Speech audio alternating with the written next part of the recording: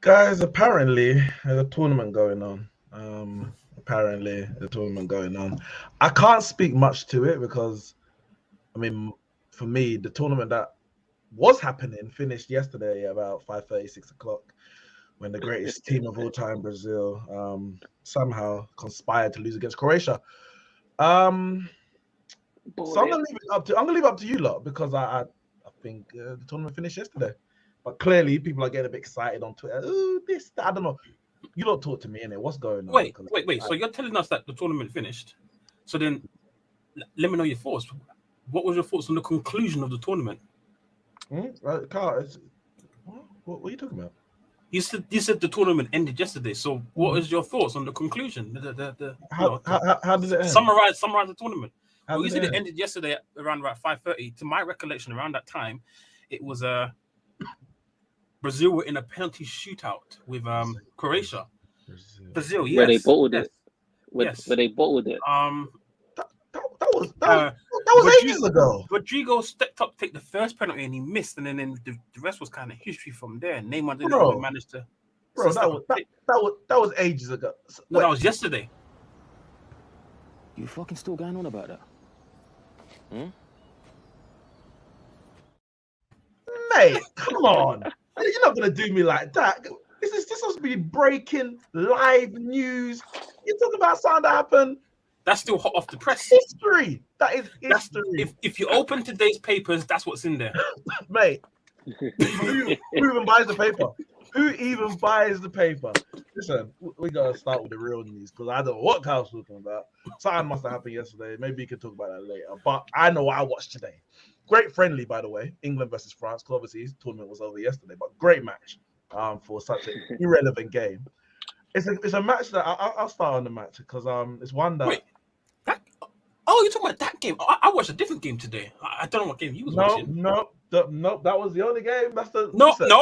I watched a different game. I don't know what game you watched, but I watched a different game. I watched a completely different game. You must be living in the past, man. You need to get a new TV, man. I saw players breaking down in tears. Kane was crying. I couldn't work it out. Like, mate, it's tournament football. It's fit, like, I know. I'll get onto that, Carl, man. I'm getting there. Allow me. We're on the same page. At least we're on the same page. I like it. I like we're on the same page because sometimes we go a bit off track, but we're good. But listen. For me, this was always going to be the tide around. And to be fair, one might say it's not, but it was. The World Cup has been so great that I've got this fraud in the chat, Ramsey, Blue, and about 5 minutes ago, he was crying. Crying about this person missed, that person missed. That should be a penalty. And now we're talking about Alain Bleu. Yeah, and if it was England that won, he'll be like, "It's coming home." He's a fraud. The guy's a pantomime. He's just here to entertain us. Thanks, Ramsey. Where are you? You're not here, are you? Because England's out. But sorry. Yeah, because quickly, what did he say earlier? He said, "Oh, I might come to the stream late because I'm away to watch the England game. Not I'm here to watch the France game. I'm here to watch the England game. He didn't say the France game. He said the England game. He was there to watch England. Yes, exactly. Listen, I've been caught in 4K. Don't let this guy. We'll speak about 4K in a second. Don't let this guy get away with it. Don't fall for it. I clocked him. I clocked him a long time ago. I'm glad you lot have caught up. Ramsey, you're lucky with that, isn't it? But listen, back to the England game. Because I was watching England. I was watching England lose. Yeah, I always thought it was going to be a great game. I said, this tournament's been great. This tournament has been great. And as it turned out, all four quarterfinals had their narratives, had their stories, had their shocks within it, whether the result was what you expected in the end, the shocks that happened, the drama that happened within it. And this game was we're going to work backwards. This game was no different. I went with 2-1 because I thought it would be a close game, but I thought France would have enough to edge it in terms of being clinical more than anything. And that's really what it came down to, being clinical in those moments. Obviously, I actually missed the first 5 minutes of the game, and I heard Mbappe burn Kyle Walker early, kind of setting the pace, and I saw it later when he actually kind of stood man up and then calmed down. I was like, that was everyone talk about how to stop Mbappe. But okay, I was saying, and other people said as well, but I was saying that, yeah, stop Mbappe, but don't sleep on the rest of the players. Like Giroud is France, now he's the leading goal scorer of all time. Dembele is a baller, can go either way. Griezmann in this tournament is balling out. He's arguably France's best player this tournament. Of course, Mbappe's going to get all the headlines, of course, and he's rightly so, scoring the goals, winning the matches. But Griezmann's influence on these games are equally as important. None so more than proved today with his assist for the winning goal. He got the assist for the first, but it's a pass to many. Great goal. So I always knew it was going to be a tight game. England played, I would say England played better than I thought they would. I'm not going to lie. England had France kind of on the ropes longer and for more sustained than I thought they would. They played extremely well. Refereeing was poor, like in other games. And I'm glad. I'm glad, not glad that the referee was bad, but I'm glad that people who were calling for, oh, Neymar, get up, you're just diving. Oh, this, why, Bruno, why are you complaining about this? That you're complaining about that. Oh, Neeks, you're just salty that Messi's going through when I'm talking about referee. Then today, oh, England conspiracy, Saka's being kicked. I said, oh, also bad refs do exist, but only in the games that you care about. I see how it is. So I'm glad that the shoe is now on the other foot. And people just be honest. A bad referee is a bad referee is a bad referee. And I'm not saying he was bad for one or bad for the other in terms of the previous games, but he was a bad referee. The referee today was not good. He wasn't good. Is that the reason England lost? Could the game have been different if the referee was like on point? Maybe. Maybe Kane gets a penalty potentially. It was a tight one. Whether VAR is going to overturn it, I think you need probably a side angle to see directly where the contact was made and where the where they were at the point of it, but it wasn't given. Saka fouled for the first goal. I think the referee should have given it as a foul, but it was soft. So soft that I don't think VAR was wrong to not overturn it. But within all of that, it was a pretty even game. And ultimately, England had the golden opportunities to come back into the game twice. They did it once through the penalty, through Kane, a foul on Saka, Stonewall foul. And then he had a second chance to do it, and Kane blazed over the ball just hit me. Sorry, guys. The ball, it's in orbit. It's in orbit. It might be coming Euros way soon. It might be coming Euros way soon. That ball is coming home. That is coming home for 100%. Listen, they had their opportunities. They didn't take it. Solo says those subs were criminal. And a few people have said that. Listen, I'm not going to lie. I didn't really analyze the subs in that way. He had to make changes. I know he was already planning on bringing on Mount before Giroud scored his goal. Obviously, the question is, should he have taken off Saka? And I made that kind of assessment on other games. But Mount won the penalty. So as bad as the decision may have been to take off Saka for Mount, Saka won the penalty. Maybe he could have stayed on, bring on Mount for someone. I don't know. You could take a Foden maybe, because Henderson came off for Sterling at the same time. So that's the only other option, is have a Saka or Foden. Realistically, you're going to take off. And Mount won the penalty, and then that's 2-2. That's 2-2. You potentially go into extra time. You got Rashford who came on after, potentially Wilson. But the sub that Southgate made to impacted the game, and Kane didn't capitalize on that moment. So was it the right decision? Well, Kane determined it being the wrong decision. Or not even the wrong decision, but he determined that the outcome didn't fit the justification of that sub. But I think France deserved to go through because France took their chances. No more, no less. I don't think they dominated England. But I think they've kind of done what they've done throughout the tournament. Been clinical in those moments, always been dangerous when they're going forward, and they've got the players to do it. And they're into the semis against Morocco, where, I mean, maybe foolhardily, they're going to fancy themselves. Nat, what are you saying?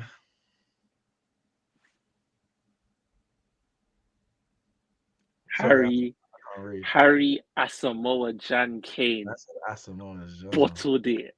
He blazed it. Oh my days. Over the bar. Oh, I could not believe my eyes. But yeah, you see France here, watching them was like watching poetry, bro. Like the way they were passing the ball and they were just moving, the movement, especially at the beginning. was just amazing to watch. It's like they play with each other every week, bro. They have great. It was just so sick. I still can't get over Kane blazing it over the bar, man. That was the perfect opportunity for them to get back into the game. I think should have made the substitute sooner. Like, I feel for me personally, I'd have brought Rashford on a lot sooner than when he did. Yeah, it was like the 85th minute or something like that, innit? Yeah. I mean, obviously, you had 10 minutes at the time or 8 minutes, whatever. But yeah, you need. He should have brought Rashford. Like, I was literally sitting there watching the game, and I was like, I hate to say this, but this game really needs Rashford. This is a game that actually needs him. Like, why isn't he playing? Like, take Foden off. Like, he's not terrible. He's not playing terribly, but get him off, get Rashford on, and it will change up the game. And boy. Sorry, Kane really has that Spurs blood, man. Oh boy, I can't get over it. I really can't get over it. There's a debate going on in one of my group chats. They're saying Kane's not world class because he hasn't got any of those big moments. I don't know. What are you saying about that? Is he not world class? It's hard to say because like he's clearly really good. He is really good, but he has nothing to show for it. Like, he has no trophies, no medals, no nothing to show that he's as good as he is. World Cup golden boot. Oh, but come on, that's just one thing. Why would you say you said nothing? That's one thing. I'm just like, saying. he literally...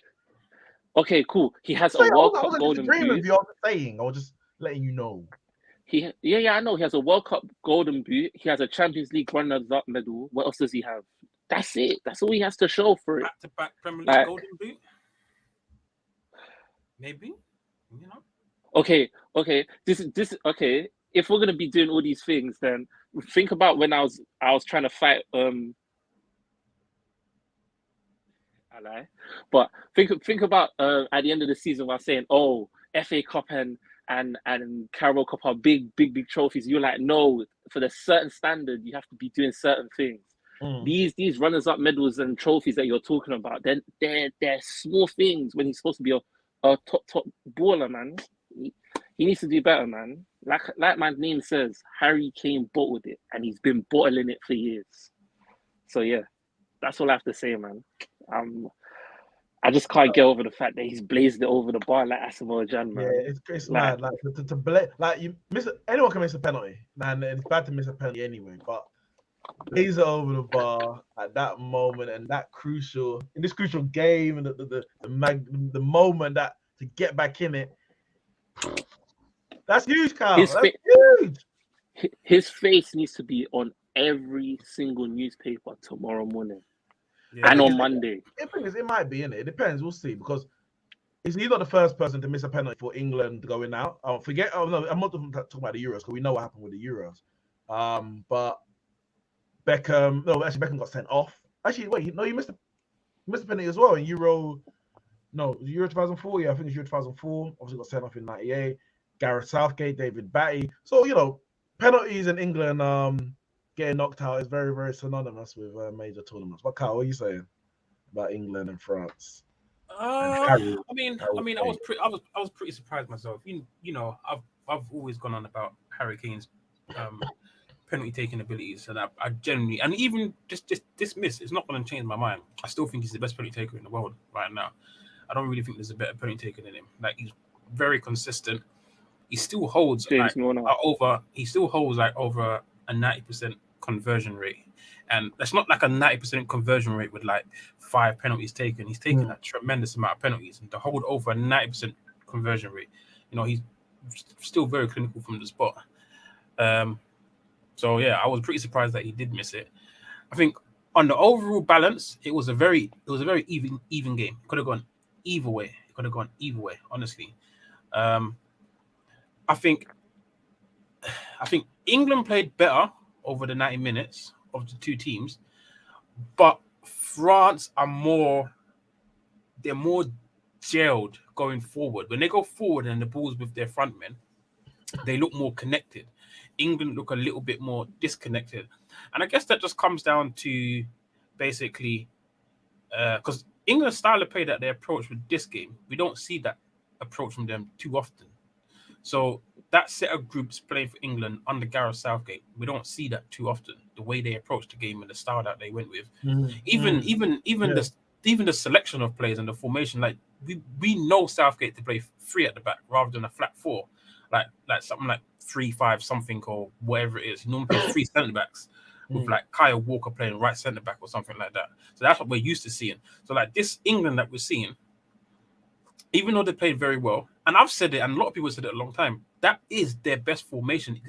And the only reason why I say that is because 90% of the players that play for England, obviously, they play for these big clubs at Premier League level. And in the Premier League level, is some formation of 4-2-3-1 or 4-3-3 or you know, that mode of formation that these players are playing week in, week out. You know, your Fodens and your Kyle Walkers and Harry Maguire, like some sort of 4-3-3. Most of those players are playing at club level. So for me, I feel that's their best formation. And the way they approached and the way they played against France was very promising. And I think going forward in the future, if Southgate is still around, I don't know if he will be, probably not, that should be them. But they need, for me personally, I think it's more a case of when England have the ball in the final third, they're nervous. There are a few players that are comfortable. Like for me, I feel like Saka's comfortable, but it's just the final ball is lacking, and it's just a bit. For me, it looks like uncomfortable. They're a bit nervous, and I think that stems from the manager. I feel like his belief in them going forward and be able to play that style is not 100%. Whereas another manager would fully believe that, yeah, you boys are capable of doing that, because the way England were playing, if their connection up front and their final balls were a lot better, on another day they could be winning that game 3-2, 4-2. Honestly, they had some golden chances. Harry Maguire hitting the bar. Can you put that on, like, why do you put that on Southgate? Because if they're doing this for their club week in, week out, when you get into that position at international level, the 18-yard box is still 18 yards. The goal is the same size. Some of the players you're playing against are the same players that you play at club or European level. It is. You got to hit the target. You got to. No, I know, but it's not even necessarily just the shooting aspect. The shooting aspect, I didn't really have too much of a problem with. It's more of like when they're there, it's like the final passes just lacks, and then the ball ends up bouncing around like it's not there. And I know they play this at a club level, but you have to think about it in Southgate's head, right? I'm not saying that this is what he's thinking, but if he's not 100% confident in his team to play this way, hence why he doesn't usually play it, right? Obviously, it's going to play in the player's head, because Foden may do it week in and week out with Manchester City, but at the back, in his head, he's thinking, yeah, the manager trusts Diaz and Akanji or whoever's playing at the back to do the job. If we lose the ball, it's all right. We got Rodri, we got Akanji or Diaz. Whereas for England, he's like, okay, they got Harry Maguire. Right, maybe the manager don't trust him for a reason. So yes, he plays week in, week out for Man City, and some of the players there he does play with, like Jack Grealish and so on and so forth. The same thing like with who plays in that team where they're at club level. They're kind of staggered all over the place. Well, Stones got Foden, Grealish, and Kyle Walker. Yeah, Kyle Walker, Maguire, Shaw, Rashford, Trent. I mean, he doesn't play, does he? Henderson. Yeah, and apparently Bellingham plays for Liverpool now. Yeah. But yeah, it's like the key to Klopp's midfield. Even though they play with one another, it's those small things. It's those small things, because there's a couple isolated players in there, like Pat Rice, like the only West Ham player, or Bellingham, the only Borussia Dortmund player. Right? And those are 2 midfield players out of the 3. And even Henderson, the only Liverpool player, because Trent don't play. So, like, you got 3 players in that team, which is your 3 midfielders, that don't have any other player that they play with at club level. And then, obviously, you've got Saka, who's the only Arsenal player. So, it's just, I don't know. I feel like they're lacking a certain confidence going forward in that. In that, I don't know if I'm saying in that style of formation. Just in general. Hence why before this game, Harry Kane played very deep this tournament. He played very deep. He played very deep, but it's probably because he feels that he needs to. This is the same thing at Spurs. He does it because he feels that he needs to. But obviously, the manager has probably told him, no. You need that. And I said, England will play so much better if Kane just sticks up and be a focal point. Trust in the boys to do the job and give you the service that you need. And England were 10 times better for it. England was so much better with Kane just playing up front. Him spinning his man, darting into the box, almost winning a penalty. Kane was a different player today. He was a different player, proving why he's world class, man. He was good today, man. All right, let's take it back a little bit. To apparently there was a game earlier today. I'm trying to wrap my brain. I can remind you. Do you need help? What was it about? No, that's it. Thanks for joining us, guys. No, you can do it. No, you can do it. Concentrate. Wait, who played today?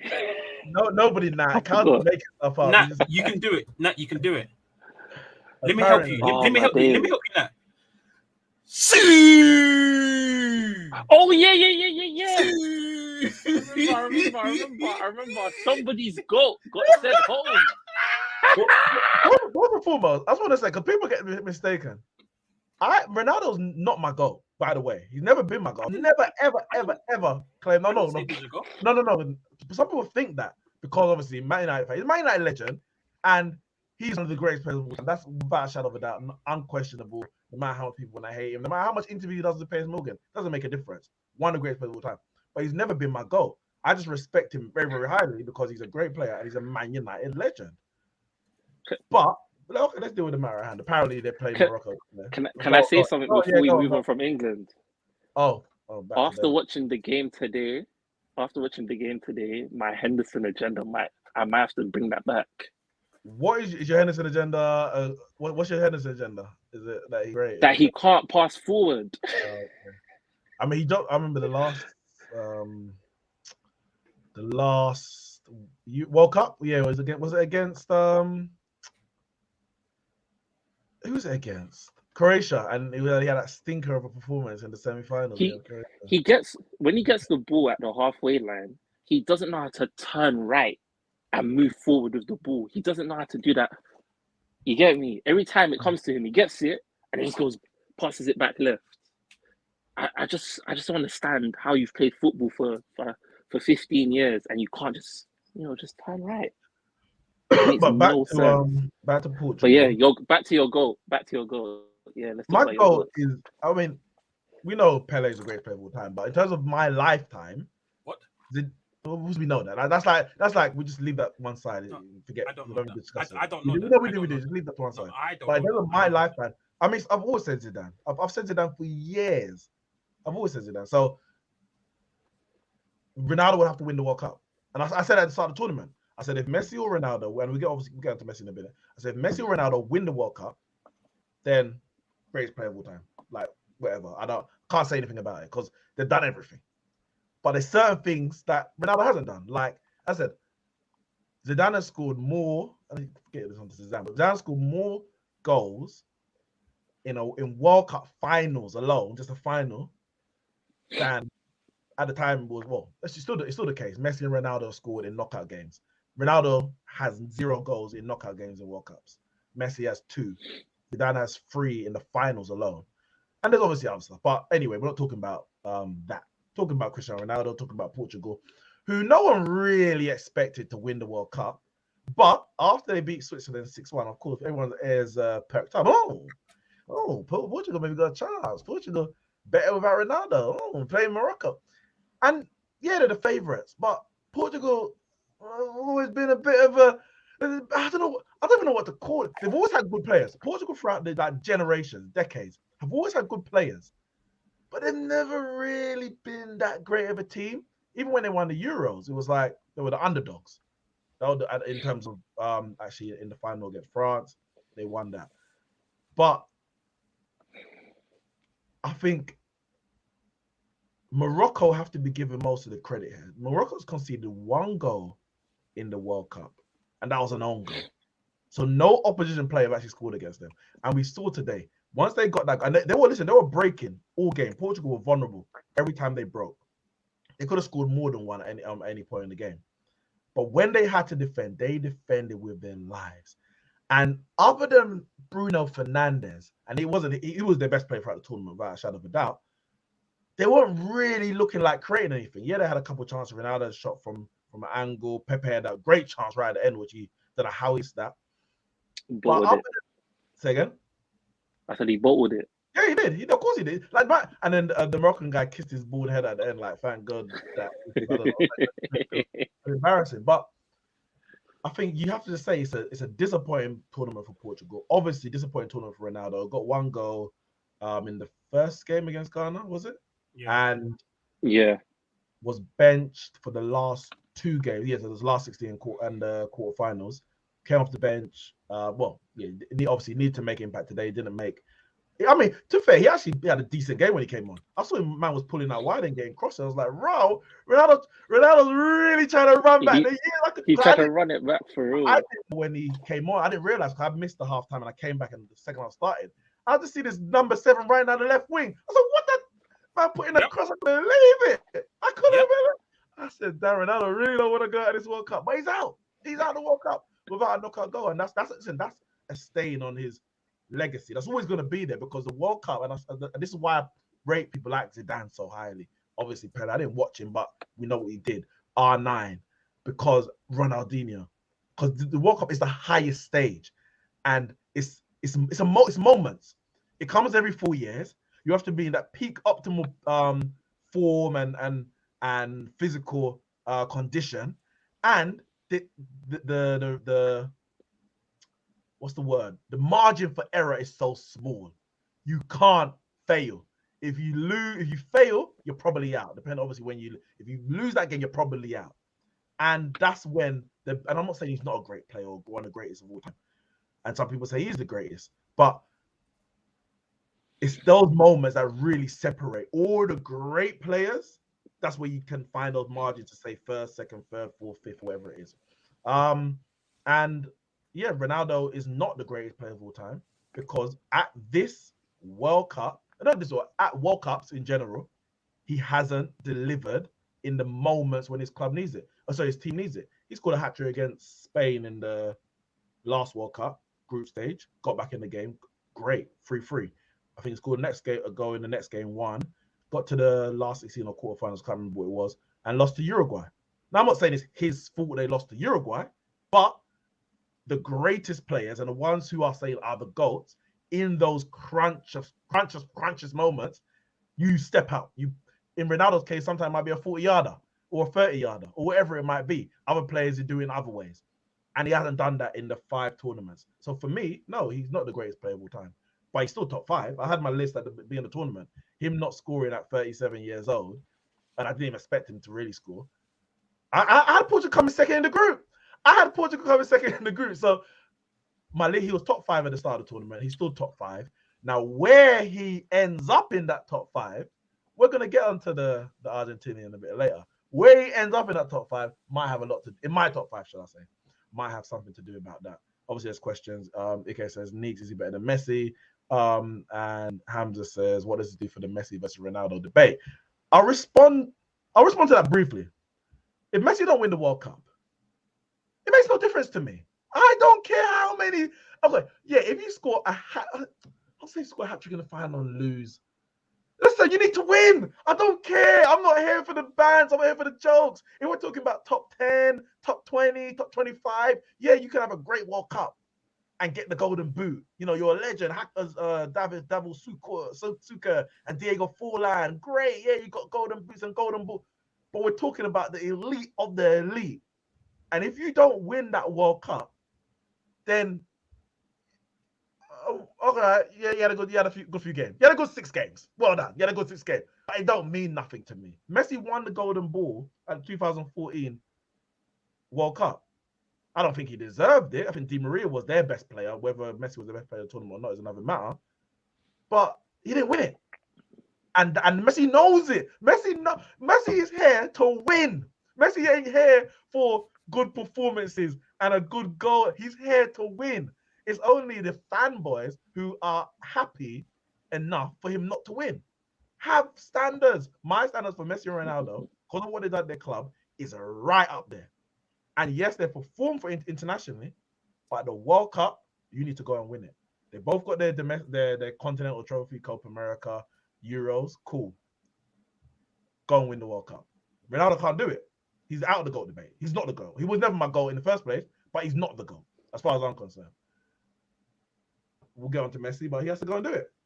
But yeah, Portugal expected. I mean, quarterfinals for me, not a bad tournament, but go out to Morocco is where you're like, Santos, you gotta go, mate. You gotta go. You think so? Yeah, you can't lose to Morocco. I respect Morocco, but you can't lose to Morocco. If you lose to France, you say, all right, France is a good team. And you still might get sacked, to be fair. But like Tite, when we get onto him, like Enrique, Hansi Flick's still staying. I think Hansi Flick is staying on. Yeah, he's staying on. Yeah, he's got his job. Potentially Southgate, even though Southgate lost to France. But yeah, you can't lose to Morocco. You can't. I don't care how good Morocco have played. You can't. You see that draw, you're like, yes, they beat Spain. That's what you're thinking. And then you go and lose the same thing. Yeah. Neeks, to be fair, I hear what you're saying. To be fair, but that Morocco team is very good. I know, Kyle. But it's still Morocco. No, what you say is still Morocco. Nah, you got it's only because, like, for example, I'll give you an example. Like, people will be like, you've lost to Leicester. It's only Leicester, but the Leicester team is still good. I'm not talking about that this season. I'm talking about when they were at their height, when they won the year they won the league, maybe the year after. But the 3 years they're challenging for top 4. But people are only saying that because of namesake, reputation. Yes. But if you actually look at their players and how good they are, like, I'm not even being funny. Player for player, Morocco's team is as good as Portugal's team. Oh, I think that's reactionary. They have performed as good as this Portugal team, or better, should we say, in this World Cup. But I don't think player for player we can say they're better. I don't think you can say that. Look, because coming to this World Cup, right, and this is just me personally, coming to this World Cup, and this is, like I said, this is me personally, coming to this World Cup, I always said Portugal have 3 or 4 good players, and I mean very good players. And those very good players were Ruben Diaz, Cancelo, Bruno Fernandes, and Bernardo Silva. Those are the 4. Yeah, I said 3 or 4. Cool. Some people say, maybe Bruno's not very good. He's all right, but I'll give him the benefit of the doubt. And those are their 4 players. I'm not Ronaldo is, like I said, he's a legend, and he goes down as one of the greatest of all time, no doubt. But right now, in this junction of his career, he's not very good. And then there's a reason why he got dropped in the last 2 games. This game and in the game before, he got benched. It's because he's not very good. It's as simple as that. Teams are playing better without him because he's old, isn't it? He's 37. There's only so much his legs and there's only so much his stamina. He's past his best. He's past his exactly. Best. He's past his best. And that best ain't coming back. And that's okay. Exactly. Okay. Yeah, it's fine. So yeah, they got 4 very good players, and then all the other players in and around them, I don't put much very mid. I don't. Yeah, very mid. The only other players that I can put respect on is Ruben Neves. Okay. Very mid. Ruben Neves. Who's the 4 that you did you name 4? Sorry. Yeah. So Cancelo, Ruben Diaz, Bernardo Silva, and Bruno Fernandes. Okay. Then you go. Okay. So you say those 4. Okay. Yeah, they're very good players. They're standout players. Yeah, those are the 4. And then in and around that, the rest of the team, like, sorry, I don't rate Dalot. I don't rate much of the other players. Neves is okay. Pepe, I don't rate. Nope, sorry. He looks like João Felix isn't better than Zaha, man. I'm telling you. João Felix is a complete fraud. He's a complete fraud. What a fraud! Wow! I'll take him. Do you know who's a fraud? Wait. Rafa, what you gonna say? Leao. Yeah, he's terrible. He is terrible. He is terrible. I'm not gonna be terrible, but people gassed him so much. Oh my days. Why? Because I think he's bought out for AC Milan or He's something. bad. But he's good, man. He's all right. No, before you see when they won 6-1 or whatever it was, just before he scored, I was telling my dad, I was like, this guy does absolutely nothing. I don't He know. was struggling. He came on when he gets the ball. He came on in the Morocco team and he was struggling. He couldn't pass. He was struggling. Yeah, man. There's a lot of players he stinks, man. All right, but we're talking about comparing to Morocco. Now, so Morocco, they got Ziyech and Hakimi. Ziyech ain't good. He's good for Morocco. No. Sofia No, you're talking about the Chelsea Ziyech. Ziyech before Chelsea was very good. There's a reason why they spent so much money on him. He was very good. But obviously he's not working in a certain system that Chelsea are playing. He's not working in the Prem. For whatever reason, he's not working. But I've always said that don't make a player bad, because there's been many players like that. Like Depay was good before he came Man United. He was bad at Man United in the Prem. He left Man United and he's been decent, and he's good for Netherlands. And there's been many players. Again, Di Maria, he come to the Prem, didn't work, but he's not a bad player. And I think Ziyech is the same thing. He's not a bad player. He's just not working for Chelsea. He's not working in the Prem for whatever reason. If he leaves Chelsea, you might see the Ziyech of Morocco again, or the Ziyech pre-Chelsea. But Ziyech is a good player. Hakimi is good. Tarat is good. They got some. The striker as well. What's his name? They got some Nizri, good players, man. He's quite good as well. They have some good players, man. Goncalves Ramos or whatever. And what's his name? Boufal as well. Boufal, very good player. Boufal, some Premier League has been. That's Liverpool's next summer signing, you know. Next January, we're gonna sign. Not summer, January. He's coming. He's 29. He's 29. He's coming for a little 6-month run. He's old. I'm telling you, to be signing him, man. He's coming to run for 6 months, man. Don't worry. We got plans, man. We're gonna get him for a little 6 months. Then as soon as we get rid of him, young Jude is coming in, man. Well, let me ask you, because the thing for me, obviously, Ronaldo's 37 years old, so to expect him to perform in this World Cup more than he has in the previous World Cups at a time when his club form has been atrocious, I think would have been a high expectation if anyone had it. I didn't expect it, and he kind of proved what I thought he would do, which isn't. I'm not saying I'm some soothsayer. I think it's just a bit obvious. He's been poor this season, and it wasn't really going to get much better for Portugal. So does this, and maybe it goes, okay, does his performances in this tournament, or the fact that he was dropped over, does that affect, forget anyone else within the GOAT debate, does it affect anything? Does it change the trajectory because he didn't perform in this World Cup? No. If he did perform in this World Cup at 37 years old, does it change anything? Only if you won it. Okay. What? Okay, so if he scored like, I don't know, 7 goals, top goal scorer, didn't win it, does it change anything? No. Okay, fair enough. Yeah, I mean, he was never going to do it anyway. The thing is, he could have won it, but he wouldn't. The way the tournament ended up, he wouldn't have been like a main reason for it unless he come off the bench and scored a winner off the bench kind of thing. So again, it wouldn't be a moment, but he wouldn't. And that's led them to it. And that's kind of like one of my gripes. Is that I was saying like a week ago, like Ronaldo could win the World Cup, right? But he wouldn't be like a main figure as to the reason why Portugal won the World Cup. But he would just have it on the bench and scored the winner. Yeah. But but it would be on his CV. And now when you talk about him in the GOAT status, like 20, 30 years from now, you say, oh, well, Ronaldo's got one World Cup, X amount of Champions League, X amount of goals, so on and so forth. And you'd be like, yeah, that's the reason why he's the greatest of all time, right? But then you and I, who were there, who watched it, and you'd be like, yeah, but he kind of struggled to get that World Cup, and he was kind of carried to that World Cup. It's like you were saying earlier about the players that are the greatest, like the Zidans and Ronaldinhos and R9s and stuff. But winning the World Cup is good, but you're kind of at your team's mercy. Like how many times have you seen a team win the World Cup, right? Because obviously it's only every 4 years. In club football is a little bit different. You see many upset, many a small teams win trophies. But how many times have you seen a team win a World Cup that is a really small, like for example, Greece won the Euros. How many times have you seen that at World Cup level? I don't think.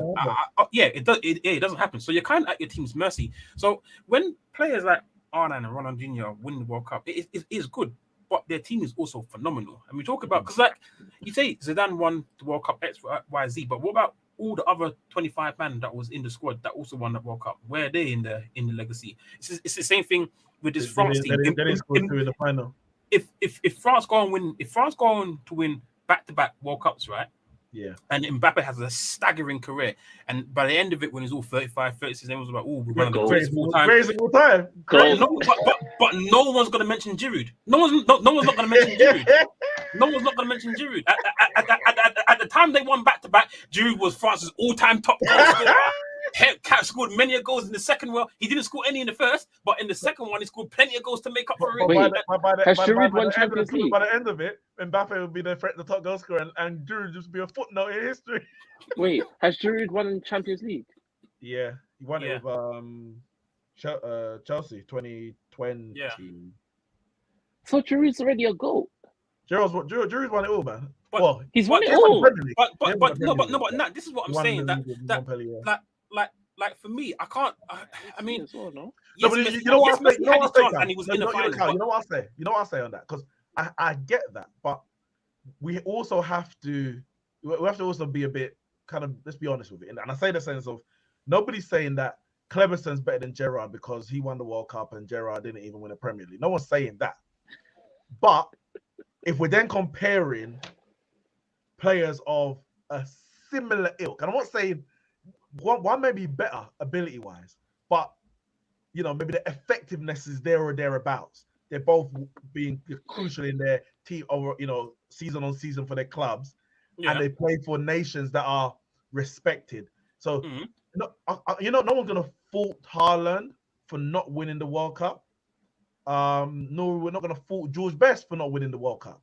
Just like we don't fault Deeks for not winning the World Cup. Correct. Yeah, exactly. Yeah. But if we're comparing Giroud to, I don't know,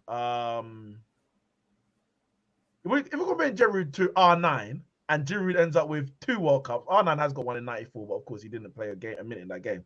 But Giroud ends up with 2 World Cups where he started every game, and R9 has 1 World Cup that he started every game. No one's gonna say Giroud's better because he got 2 World Cups, because their level is so low. So vast in terms of the difference. But then if you compare a Giroud to a Miroslav Klose, there's a debate. You got a big debate. I think the World Cup then becomes it's a decider or trophies, not just the World Cup, but trophies and major trophies are a decider when the abilities are close or the. But for me, you have to weigh it up. Like for me personally, right, the only player that can really be put into the debate with Messi and Ronaldo is Pele. And I say that because, like you said, all these players at the similar level, the similar ability, similar effectiveness, week in, week out, for years, year in, year out, are delivering at club level. That these guys have won the World Cup. Messi and Ronaldo haven't. But you have to weigh up. Like you said, there's things that some players that have done and other players haven't. Like you said, Zidane scored 3 goals in the World Cup final alone, let alone, throughout, the other World Cup goals that he's got. But he's got World Cup, but Ronaldo's got all-time Champions League top goal scorer at the moment. X amount of Champions League trophies. And then you have to weigh it up. Like if one man's got a World Cup, but another man's got 5 more Champions Leagues, and another man's got like 7 more league titles or like 4 more Ballon d'Ors, like where do we go from there? It's one World Cup, and I know they haven't won it, but they've done so much that I'm putting him in the same boot as Ryan Giggs. I can overlook that they ain't won the World Cup. I can overlook it. Argentina's never had the greatest of teams. Portugal's never had the greatest of teams. I know they haven't. Argentina have had good enough teams. No, when I say the greatest, they have never walked into the World Cup tournament as favourites. Neither Argentina or Portugal has ever walked into a World Cup tournament at the start of the tournament and been favourites to win the tournament. But most World Cup winners aren't necessarily the favourites. So, for example, this World Cup, Brazil's always a favorite, always top one of the favorites because of their history. That's generally the case. So even when Brazil ain't necessarily got the best team, they're one of the favorites because of Brazil. So when they have got a good team, then they obviously bump the favorites, and it's obviously to do betting, etc. But Brazil, the favorites this World Cup, they're out. Therefore, the favorite's not going to win. So that's not an excuse to not win it because the favorites don't often win. 2018, see, I don't know if France were favorites. Belgium definitely would have been right up there because they always have all this form. But we know Belgium are going to bottle it. But they would have been right up there. In the end, France won. I don't know if they went into it as favorites. They may well have. 2014, Spain would have been favorites because they had won Euros, World Cup, Euros, 2 years. Yeah. And they went out in the group stage. When Spain won it in 2010, however, I believe they were favorites after winning the Euros. But it's not always 2006 when Italy won it. They were nowhere near the favorites. 2002, Brazil were the favorites. 98, I think France were second favorites behind Brazil, who had won it in 94. I don't know if Brazil were not favorites in 94. It may have been Italy. It may have been. I think it was Italy, actually. I think Italy were favorites in 94, but they got to the final. So you have to have a good team. Don't get it twisted. You have to have a good team to win the World Cup. Good teams always win the World Cup. But the favorites don't always win. And Argentina, I'm not saying always, not throughout their career, but they've had good enough teams for me to say, well, if you're the greatest player of all time with a good enough team, you just add that bit on top. You add that bit on top and you win it. And this year, Argentina, and I guess we're getting a bit onto Argentina now, have a good enough team to win the World Cup without a shadow of a doubt. They came into the tournament with as second favorites. They were on a 36-game unbeaten run. They'd won the Copa America. Messi came into the World Cup with on great form with PSG. They have a good chance to win the World Cup going into the tournament. Now, their performances in the World Cup is why now people are saying, and maybe rightly so, wrong, so whatever you want to call it, yeah, maybe Argentina's not that good. But they were before the ball was kicked. There was top dogs before the ball was kicked. And people predicting Argentina's going to win it. Messi's going to win it. Messi's going to, etc., etc. So for me, if Messi doesn't win the World Cup this year with Argentina, it's a sustain. It's a sustain. Because you've got no excuse right now. You have zero. Give me one reason why Messi and Argentina should not win the World Cup this year. From this point, right now, why they shouldn't win it. Why they shouldn't win it? Why they shouldn't win it. Because his teammate breaks his leg in training.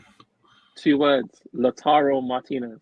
No, see, it always goes back to this. Because in 2014, it was Gonzalo Higuain. But Messi had a one-on-one, at least one one-on-one chance, if not two, in the final and kicked it straight at Neuer. Everyone's to put on Gonzalo Higuain. Gonzalo Higuain. I'm tired of it. I'm tired. I am tired of it. Spain. But you don't have to be tired anymore because in about a week's time, you can be fully awake, my brother. Germany, who were Germany's strikers when they won it?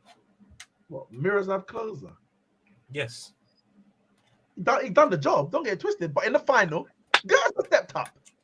Because somebody has to step up. Kind of, Klose didn't score. Mario. That's why Ozil never has a World Cup. No, Gertz has stepped up. Someone has to step up. I don't hear no Lautaro Martinez because Alvarez is there. Enzo Fernandez is doing his thing. McAllister's doing his thing. He's cold. So DePaul. Yeah. There is boyfriend. No excuse. And listen, I don't want to go on like I'm trying to trash them because it's obviously I'm getting very passionate about it. There's no excuse. Argentina and Messi from this point, as a matter of fact, from 5:30 yesterday, they have to win the World Cup. No, from the moment Brazil got knocked out, the World Cup was theirs if they are good enough. Yeah, and the way that, 100%. And the way that Messi is playing, if he don't do it, I'm putting it on him because you did it in the first game. I think you got to score the penalty, whatever. But he could have got a few assists if they didn't run offside. Won the goal in the second game, brilliant strike. Third game, I can't remember if he scored, but they were Poland were horrible, but he played well again. Australia scored another goal. Quarterfinals scored. He got 1 goal, 1 assist. Yeah, one penalty, 1 assist. And it was brilliant. Banger. So if you can do it in the group stage and the last 16 quarterfinals, and if you don't do it in the semis and finals, that's a stain.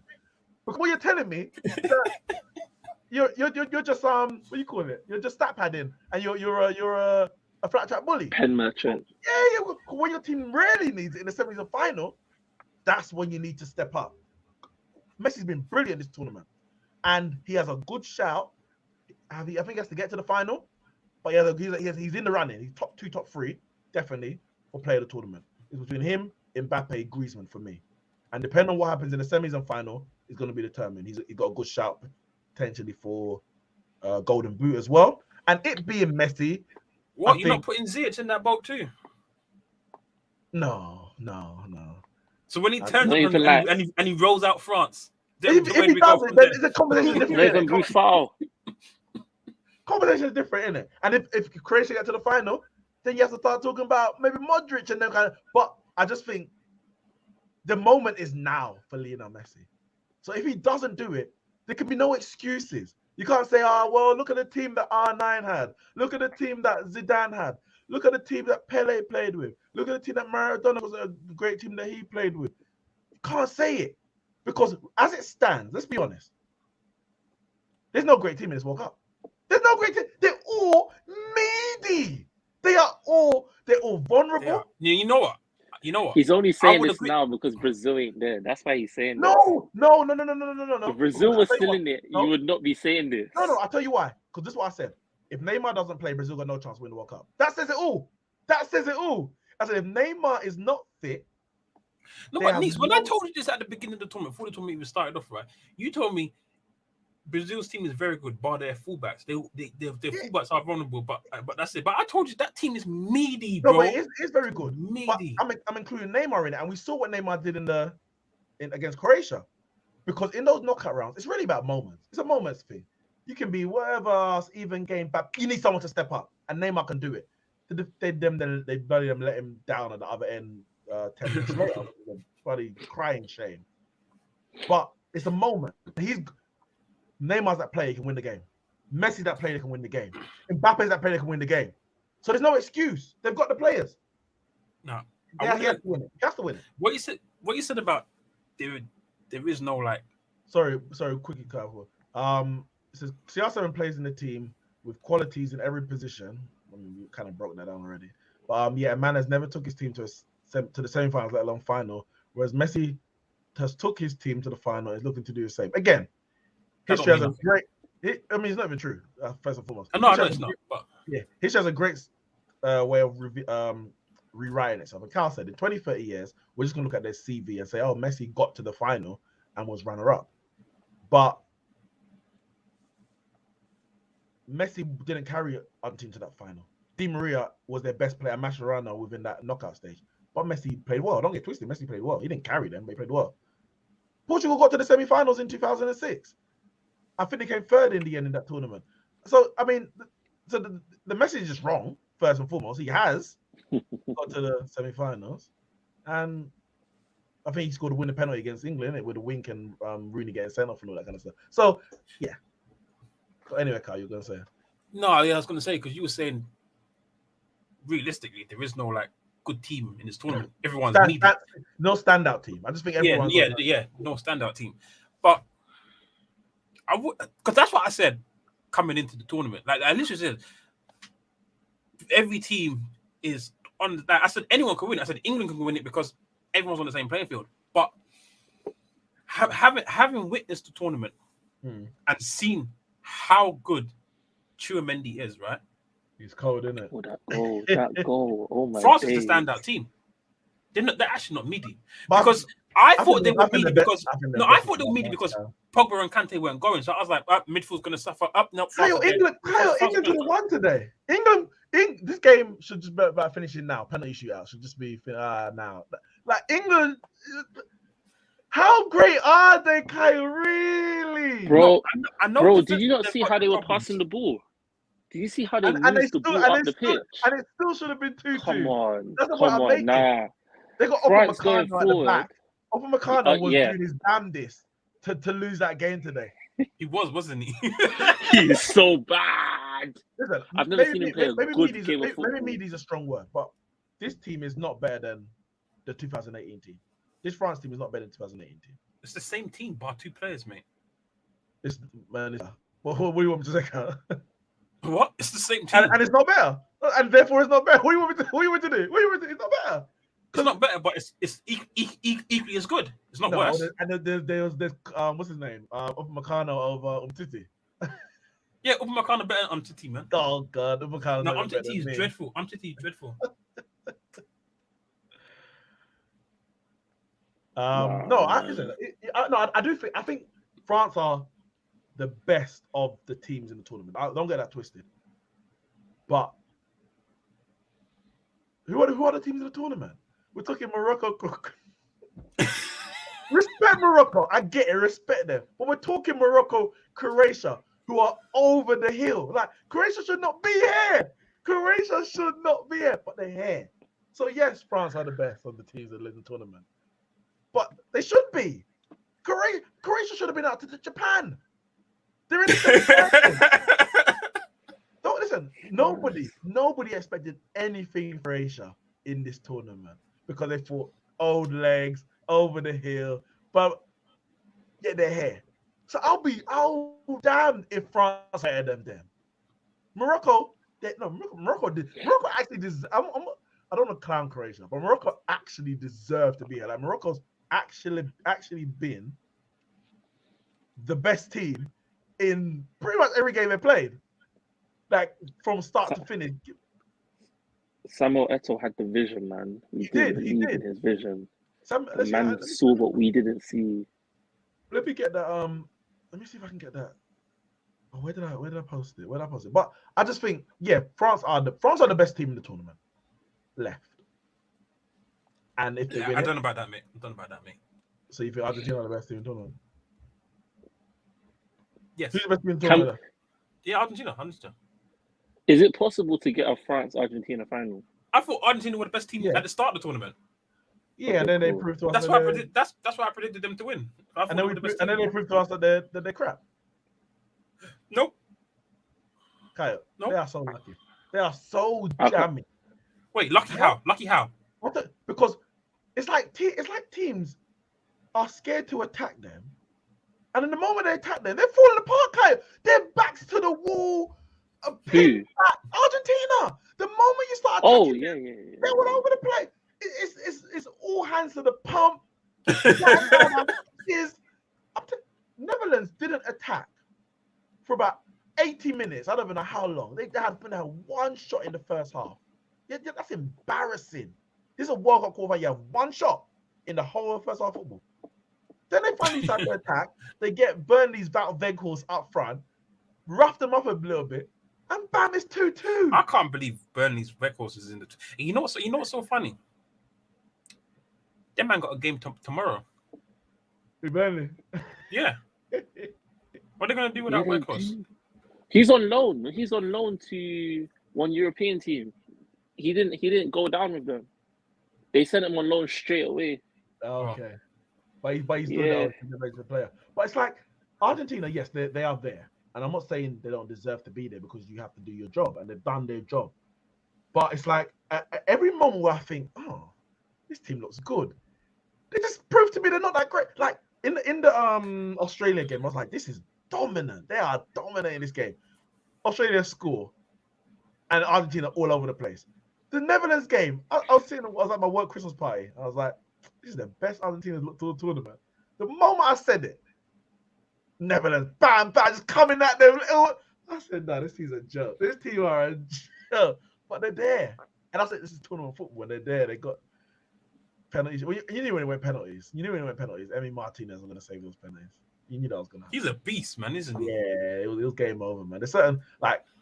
No, I was a little bit worried because that other keeper was like 6'9" or something. Massive, man. The guy was a giant, man. You know, he made his debut in this tournament. Like, the first World Cup game was his Netherlands debut. It's crazy. Oh, is it? Yeah. Yeah. Oh. I don't know where they found him, but he's huge. He's actually decent. They were saying something about he has like a 2.2 meter wingspan or something like that. He feels the goal. This guy's huge. I was like, damn, man. Imagine having to put the penalty past that guy. Yeah, but Martinez is a beast when it comes to penalties. And speaking of penalties, obviously Brazil. Like, listen, the moment that Croatia scored that goal, I was like, yeah, it's done. It's done because you knew they weren't gonna Brazil weren't gonna score again, and you knew that if they went penalties, it wasn't gonna happen. It wasn't gonna happen. Let me ask you these. They won the last penalty shootout. They had the players on the pitch, the Modric's, and Brazil were they were a broken team at that point. Let me ask you these, because after the game, all the pundits, they were like, they all seemed to disagree. And even when the Argentina game, that went to penalties as well. And they were like, you got to put your best penalty takers up first. Because they all seem to have a problem with Neymar being the fifth taker and not getting a chance to take one. Because they were like, I think Rio Ferdinand said it. He said that you let your best penalty taker go first, and he will calm the nerves, especially if you're first. If you're going first of the two teams, you put your best player on, he scores it, you're 1-0 up. The pressure immediately switches. So it relieves your team, and then the next person to go after you from the opposition team, the pressure's on them because now they're already trailing. So I think Brazil went first, and Rodrigo took, and he missed straight away. So already they've missed their first penalty. So now the team coming up behind them, they're more relieved because they're in their head. They're like, okay, if I miss, we're still level. They're a little bit more relaxed. So I don't know. What do you think? Do you think Neymar should have gone first? I think you should be your best penalty taker first, 100%. But if you don't, for whatever reason, at the latest you'll be third, because that means you're guaranteed to take a penalty. Because if you come fourth and all your first three miss, like Spain did, for example, then your fourth may never take a penalty, depending on what the other team do. So your best penalty takers, you need to ensure that they take a penalty. So they have to be in the top three. I think they should be third, but sometimes you go third. And sometimes the best penalty taker ain't necessarily the person who's taking penalties on the pitch, because he might be a starter, but your best penalty taker might be a sub, for example. And so you don't really know what's like. If England had Ivan Toney, for example, they might bring him on for penalties. Yeah, Kane might still go first, but if Kane went second and Toney went first, I'm not mad at it, because it's like, all right, maybe Toney is actually the best penalty taker. He takes all the penalties for Brentford. He doesn't start for England. But I think he definitely has to be in the top. When I saw Neymar wasn't first, I was like, well, he must be third. I could not imagine that he put himself fifth. Especially Ronaldo did this once. And I said Ronaldo, but obviously Ronaldo put it was, I think it was Euro 2012 against Spain. I think it was 0-0 and they went to penalties, and Ronaldo went last. But he didn't get to take it. He didn't take it. They lost 5-4. I remember. Someone must have lost already, or 5-3, whatever. Yeah, because Spain took first. I think Fabregas scored the fifth penalty, and it was Ronaldo wouldn't take it. And since then, I've never seen Ronaldo go last again in any penalty shootout ever. I was surprised that, Jorginho went last, fifth, should I say, for Italy. But because there was all these penalty misses in between, his penalty would have been the winning penalty. So in that moment now, then you're like, we got our best penalty taker to take the fifth and winning penalty, and it was saved anyway. But you've taken the control out of your own hands at that point, because you can't control what the other four are going to do before that. I think personally, when it comes to penalties, I think the best penalty takers need to go first, third, and fifth. You could have two people in between that are okay, but when it comes to the five you pick, your best three pen takers need to go first, third, and fifth. Yeah, so why is your boy Van Dijk taking one first then? Van Dijk can slap penalties, you know. He missed. He missed. That's the first one I've ever seen him miss. How many seen him take? How many seen him take? For Liverpool, all the penalties he's ever had to take for Liverpool, he slapped them top bin. Yeah, how many have you seen him take? One. Okay. Exactly. Either one or two. But either way, yeah, Wait, let me say something. even then, even if you bring it to Liverpool, yeah, our penalty takers, our top when we do our five, our best, which is Milner, goes first if he's on. Then second will be someone that's a bit average at penalties. Third will be someone like Salah. Fourth will be like a Trent who can slap in a penalty, and fifth will be one of our best penalty takers again, Fabinho or something like that. So Fabinho is sick for penalties, you know. But anyways, I digress. But like I think the five, when you pick five, first, third, and fifth is where you put your best. Like your best and most confident penalty takers, like your guaranteed shooters, have to go first, third, and fifth. But yeah, in terms of Brazil in general, it was bad, man. And I say bad because they didn't play great. They were better than Croatia. But Croatia was still, they were comfortable. As long as it was 0-0, Croatia were comfortable. Because in their head, they're just like, we're gonna take the penalties. I don't think we're good enough to win in 90 or 120 minutes, but we take the penalties and even playing field. Maybe we've even got an advantage because we won our last one, blah, blah, blah. So they played for penalties, and it's only obviously when Brazil scored that they started going forward with a bit more venom. They went forward a couple of times, but they had 0 shots on target until their goal, which obviously was deflected. So it's unlucky in that sense. But Brazil were also masters for their own down. Now you scored that brilliant goal. I didn't even hear the commentary because I was in a Brazilian bar, and it was just crazy. The 1-2 in, Paqueta lays it off. Neymar, the composure in front of the keeper, and then to go around the keeper, that composure, and then go high. A lot of people just smacked it. Oh, defender blocks it. Oh, great block. Oh, great defending. Neymar was like, nah, forget all of that. High into net. 1-0 on the stroke of halftime in extra time. Now, I didn't think the game was over at that point because it's still got a whole 15 minutes to go. But and so I was like, come on, let's try and get a second. But with 4 minutes to go, you can't lose the game. You can't. You're winning the game with 4 minutes to go. You're out of the tournament. You're done. You're like, it's done. There's no more. Go home. Like, you can't. It's inexplicable. And obviously, we know Tite's been sacked. He brought on the subs made no sense. He brought on Alexandro for Militao. Now, unless Militao was injured, I know he was kind of holding something a bit earlier, but he seemed to have round it off a long time. He brought Alexandro Militao. Alexandro is an attacking left back. Militao right back. Obviously, Danilo was at left back. He was a natural right back. So he put Danilo. No. Militao's a centre back playing at right back. Sorry, yeah, centre back playing at right back. Danilo's a left back playing at right back playing at left back. He brings on Sandro, puts him at left back, puts Danilo at right back. Now, cool, yes, Danilo's a right back. He should be able to do the job. But why are you changing the balance of things? Croatia ain't had a shot on target all game. It was a sub for substitution's sake. I've got one in my bag. Let me make it.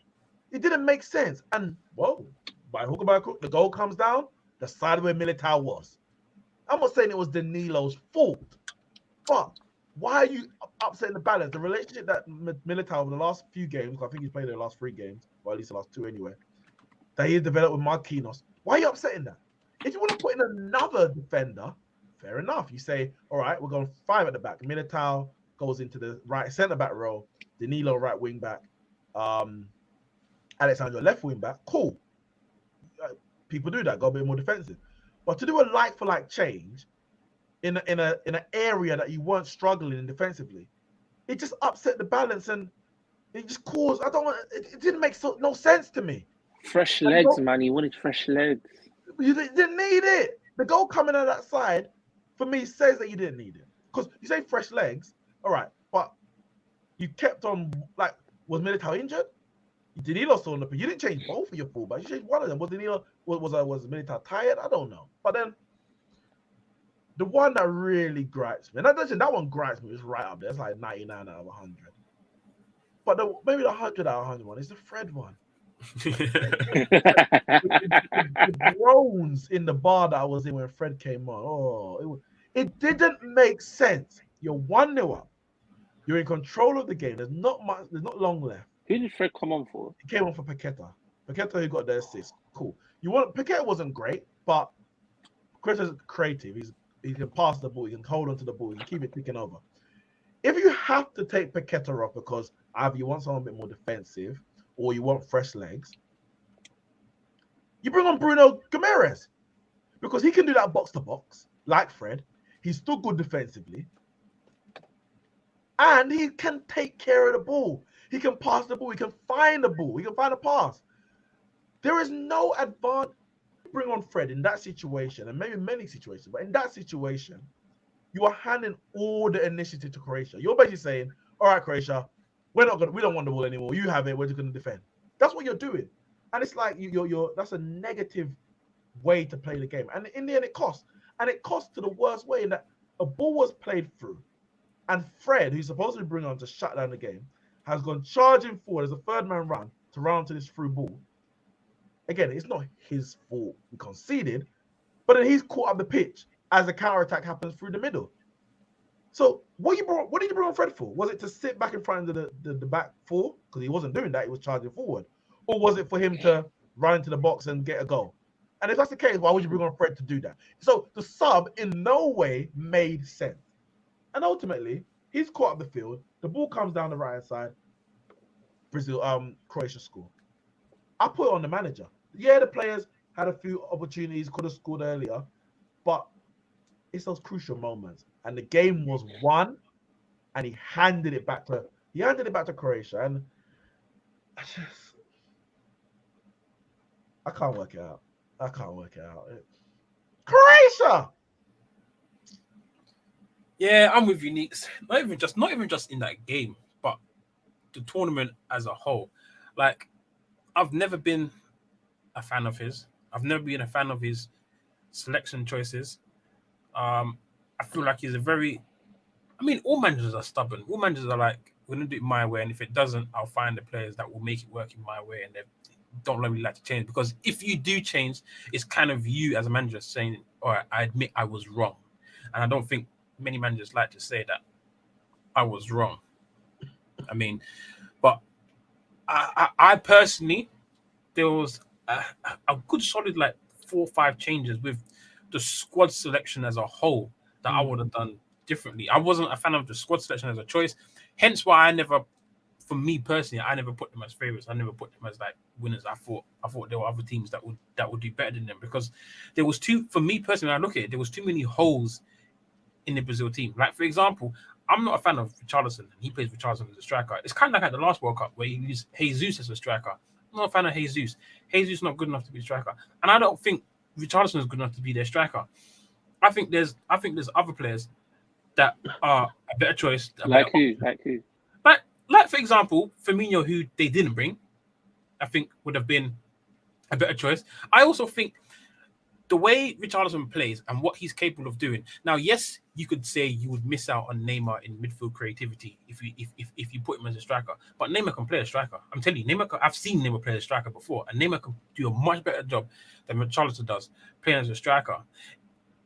It just means that Brazil will play a different way. So if right now they're playing 4-2-3-1 with Neymar in the cam position. If Neymar was playing the striker, then you play 4-3-3, where you could have maybe Fabinho holding and Casemiro and Paqueta, or you could have Casemiro holding with Paqueta and Bruno G. The options are a little different. They'll play a little different. Maybe they'll be more stable for it. Or if you bring Firmino, you can play Firmino as a striker. Then you can have the problem that Brazil had. I say had, but yeah, for me, the problem Brazil have is that they didn't have anyone on the bench that could spark an impact. I'll give you an example. For England, right?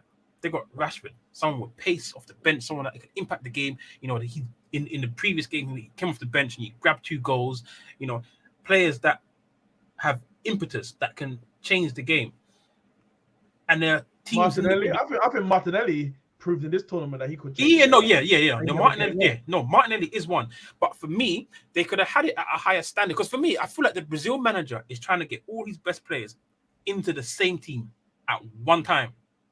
I never understood why he's got both Vinicius Jr. and Neymar in the same. It's one or the other. For me personally, it's one or the other. You can definitely Neymar on the left wing. Neymar on the left wing.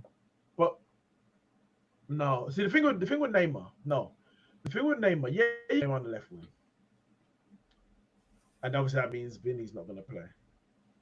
But I think Neymar needs a creative role. And what Neymar does when he's in a free role, should I say, rather than creative, what Neymar does when he's in that number 10 position, and we saw it in the first game, and we saw it in when he was injured, obviously, then we saw it in the 2 knockout games, is that it drew it because he's Neymar and they know what he can do, he draws players to him. So you get 2 or 3 men at all points. Whenever Neymar gets the ball, all go to him, which means that your wide players, Vinicius and Rafinha, have the space to do what they can do. Now, if Neymar's on the left, you don't 3 players never need to go around him, because Gary Neville talks about this all the time when he's as a fullback. The touch, you basically use the touchline as one defender because they can't go out there. So the touchline is one defender. You as a fullback is another, and you may get your winger to cover back as well. So you only ever used to use 2. But then if you do that, who are you giving the space to? Because Vinny's not on the pitch, and you're saying, all right, Neymar's drawing players to him. Who are the ones who are going to utilize the space that Neymar is freeing up? Richarlison. That's why Vinny has to play. Going forward. But who? Because you're saying Vinny's on the bench. So who is the other player? Rafinha and who then? Because who's going to... Richarlison. They're box-to-box midfielder. They're not better than Vinny. They're not. I can't see them taking advantage of those spaces better than Vinny. Okay. And Vinny had a good tournament. How effective was Vinny on the left wing this tournament? Yeah, well, he got 2 assists in the first game. For Richarlison. Do you right over there, mate? Oh, just in the Richarlison celebration, isn't it? You know, he scored against South Korea, the first goal against South Korea. He wasn't great in this game, but for me, the manager again, I didn't speak about the sub, and Wave said it as well as Ike. They took him off too early. They took him off on about 60 minutes. In the end, that was 50% of the game. Now, yes, you don't know it's going to go 120 minutes. I get it. But when Neymar, Vinny, and Richarlison are your biggest goal threats throughout the tournament, and it's 0-0, I don't think you can take any of them off at 60 minutes unless you've got a lethal per bench. Look at the game today with England and France. It's 1-1. He don't Griezmann. He got Coleman on the bench. Cool. I don't know who the other attackers are, to be fair, but it's kind of same with Brazil. You remember got one option, Martinelli. Really. Yeah. He keeps on Giroud, Griezmann, Dembele, Mbappe, because they're your best bet of getting a goal. Now, if you're winning the game and you want to shore things up, cool, you might take one of them off. But if you need a goal, whether you're drawing or losing, maybe if you're losing, you might change it. But definitely you're drawing. The game hasn't been lost, or it's not desperate measures. Why are you taking off your top 2 attacking threats? It didn't make it. It shot himself in the foot. Now, Rodrigo was decent. Don't get it twisted. But I was like, get Richarlison off this pitch. Now, I'm not saying Richarlison ain't even good in the tournament, but Richarlison, you can't rest your hat on him. You can't say, yeah, you've done it at the highest level. Vinny's won champion. Man's scored in the Champions League final. Man's scored in Champions League. You can't say, Richarlison, you've done it in the group stage. I'm backing you for every moment of the knockout stage. No, you might have to take him off and say, right, cool, let's move Neymar into a number in the false 9. Or put Rodrigo there because you want to bring Rodrigo on, or Martinelli comes on and you chop a bit. But I think taking Vinny off in the 60th minute, wherever it was, about the 62, that was the beginning of the end. That was the beginning. I was just like, this guy. And, you know what I mean? He's been sat now, and it's like, I look at it now, I'm like, I don't even see where Brazil go from here, because Neymar get a World Cup? Neymar ain't win the World Cup. Because this was Brazil's best chance to win the World Cup or the best team, should I say, going into a World Cup since 2006, on paper, at least. And even in performances to an extent, winning the Copa just a couple of years ago, and the form that they've been in going into this tournament. They got Dani Alves, 40 years old, in the squad. Sandro, Telles, like Thiago Silva. Them men are old. Casemiro's going to be 34. Fabinho's not far behind. maybe even a He's bit only older. 29. Fabinho's 29 now. Yeah, he's just below 30, or he's just touching 30. Yeah, so he's going to be 33, 34 by the time next 2 months. Like, these men are old. If this team wasn't good enough in a tournament where we're kind of saying, yeah, it's pretty open, to be fair, in 4 years' time, this Magalhaes at the back with Bremer. Who are the fullbacks? They don't even know who's going to be the goalkeepers. They will come up, man. They will come up, man. Don't worry about it. They'll come up. Edison and Allison probably won't be there in 4 years, man. I can't. Especially at this level. And they got that boy there, Wemner, Martinelli. Carry them. I can't see it, man. Neymar carried them in 2014, and then they also got the injury. That team weren't great at all. 2010 was a bad team. 2018, he came into the tournament injured, and his manager Tito, he just persisted with his Gabriel Jesus thing. Or man didn't score a goal. He started every game. Like at least, buddy, Fernando Santos dropped Ronaldo. No, you know why? You know why? Because France were doing the same thing. Giroud starting every game, not getting a goal, and they won the World Cup, mate. But there's a difference, though. Giroud had an impact. And Giroud wasn't missing chances. Jesus didn't score because he was missing chances. Giroud wasn't scoring because it's like he weren't there to score. Giroud was a decoy. Giroud was, we got Giroud up front. Bam, Mbappe comes in behind. And the thing is with the Jesus one, man was starting every game. And Brazil weren't doing nothing. And then Firmino they made the subs. Bring on Firmino. Bring on Paulinho. Go and score. Neymar's freed up. I think it was Costa, the Douglas Costa. Come on. Everyone's freed up. Everyone's playing. Everyone can run into space. And Gabriel Jesus just taking up place. The manager made some bad. Like what he's doing at Arsenal. Years, man. He made some bad decisions over the last 4 years, and this was a chance. He knows it's a chance, and he left /sack because he knew his job was going. But listen, let's look forward slightly to the semi-finals. Obviously, as Nat was saying earlier, listen, Eto'o was cooking something. Something. Tell me, what was he cooking? Well, he had Morocco beating Spain. He had Morocco beating Portugal. And he had Morocco playing France in the semi-finals. He was cooking something. The man knows ball. It might not have been a great meal, but it was warm. No, it wasn't. That right there. In these treacherous weather conditions, a warm meal is all you can ask. No. Let me tell you. Weather's treacherous, Kyle. It's treacherous. No, it wasn't cooking anything. It was microwaved. That right there, that's just all coincidence. What he's done is he goes, I'm going to snap as many African teams into this as I possibly can and just put them all, just to win. The man has Morocco and Senegal final.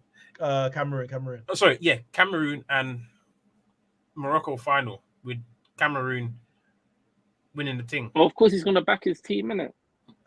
No, but you don't understand. Me saying he's cooking something, it's just coincidence.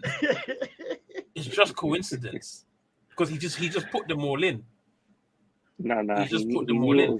Look, the guy's got Tunisia to beat Argentina. Like, come on, man. Look, the worst one of them all, Qatar to beat England. He couldn't even sit there and name me one Qatar player right now. He couldn't even name me. Yet he's told me they're going to beat England in the round of 16, get to the quarterfinals. Come on, man. It's a joke, man. If Morocco get to this final, Samuel Eto'o was on something. I'm telling you. But let's see. Guys, what? I was gonna ask whose tears are we sipping on, like so far? Like whose tears have been the most enjoyable to see? All right, before we get there, what I'm gonna say is, we can talk about Samuel Eto'o's predictions all we want. What about our predictions? No, where are we at? I don't even want to see it. I don't even want to see it, man. Don't bring that up, please. I think I've had a stinker. No, you've been all right, haven't you? You've been all right. I think you've been all right. You're still in it because I've had an absolute stinker. You lumped in on Argentina. That's what you did. You put all your everything on Argentina, and because they're still in the tournament, you're still in the running. But if they go out You're done. You're finished. You're finished. So obviously, yeah. Listen, Brazil had winners. They've gone. Me, Nat, Bianca, Brazil winners gone. That's wrong. Argentina. Just take me out of this thing, man. Argentina's still in. So Kyle, J, Ramsey is still there. Dark horses. We're all wrong. Denmark didn't get out of the group. Uruguay didn't get out of the group. Germany didn't. None of us has a good. You won't even put anyone. There's gonna be no dark horses. Morocco's in the semis. So that's a howler. As a matter of fact, Japan's the worst one there because there's always a dark horse. Yeah, there's always a dark horse. We just got it wrong. Flops. France, England, Portugal. As a matter of fact, Ramon's one's the worst one. That's just cheating, just sneaky putting in Germany. Serves you right. Yeah, it's true. Yeah, you're right. Yeah, he tried to be smart about it. Yeah, tried to be smart. They're actually the worst. Yeah, so you lost that one. France, England, Portugal. England, Portugal both reached the quarterfinals. I don't think it's considered the flops of the tournament. France, obviously in the semi-finals. Somehow they reached it. I don't know how. I don't even know how they made that. I'm gonna be honest. Terrible team. Somehow they escaped the World Cup champion winner's curse. Win the World Cup is madness right now. It's right up a madness.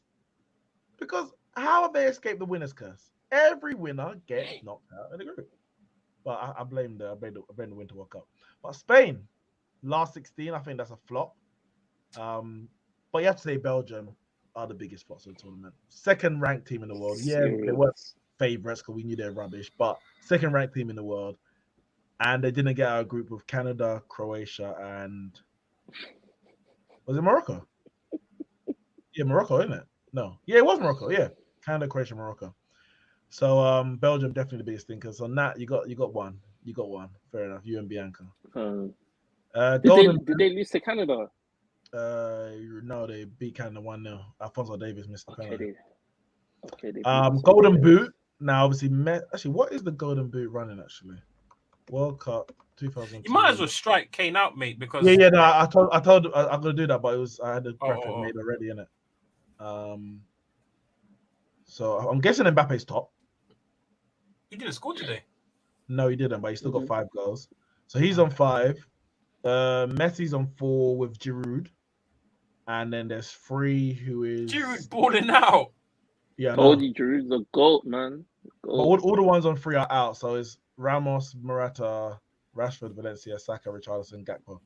So realistically, it's going to be between Messi, Mbappe, and Giroud at this point. And Lautaro. Well, Lautaro's there, and the only reason I struck him out because he might back 2 hat tricks. And then I was like, but he's not going to. We know he's not. But he's still in the tournament. He's an elite striker, man. You need to put some respect on his name. He's an elite striker. To hell with that guy, man. Messi's got a chance. Mbappe's got a chance, which is Jay, Ramsey, and Bianca. Obviously, Kane's out. 2 goals in the tournament. Great return. Kyle, what was going through your mind when you put Lautaro as Golden Boot? No. I'll tell you what. Obviously, I knew Messi was going to score goals, right? But I've watched Argentina play. Like, obviously, they came into this tournament, right? What was it? 36 or 37 games unbeaten. They needed 2 more games. They needed 1 more game to go unbeaten, a game against Saudi Arabia, which they lost, to equal the record, which I think Italy held. And then they needed 1 more game, so 2 more games, to break the record, set a new record. So I think their last loss, obviously before Saudi Arabia, was like June 2019. Like they hadn't lost a single game in any competition in 3 years. So, and I watched them play, right? And Messi is a key figure in the way they play in terms of getting goals and being creative. He's very, very creative for them. And I'm like, he's their main striker. Obviously, coming into the tournament, he was, and then he wasn't performing well. And then the Man City boy, what's his name? Alvarez. Alvarez can't start coming now because this man's robbing. So I'm thinking, Lautaro, he's kind of clinical. He takes his chances. So I'm thinking if Messi's doing these balls, and look at the balls that the last game where they scored he got a goal and assist. Messi, that reverse pass, absolutely amazing. That's missed kick. That was a shot. Yeah, sure. Those are the kind of balls I was expecting Lautaro to be latching onto and getting goals. So in my head, and obviously their group as well was a massive factor. In my head, I'm like, Saudi Arabia is a chance for them to get like 7 goals. I had actually put a bet on them winning 7-0 that game. So like, in my, and the thing is, obviously I was miles off, but I wasn't that far off because they literally scored like 4 or 5 goals, but they were all disallowed. So it's like, yeah, I think the group, the fact they had like, they had Saudi Arabia, Poland, and Mexico. Yeah. And I'm thinking, Lautaro should have been banging. He should have been. Yeah, man, he should have been banging, man. And then Golden Ball, yeah, Messi's got a great chance. Like even if they don't win it, I think if he gets to the final, it's between him and Mbappe kind of thing. If Mbappe also gets to the final, so that one's open. No one has Mbappe, however, so that could be wrong. But yeah, listen, this has been listen. How's this been? Other than the fact that Brazil's out for me, this might be the greatest World Cup of all time.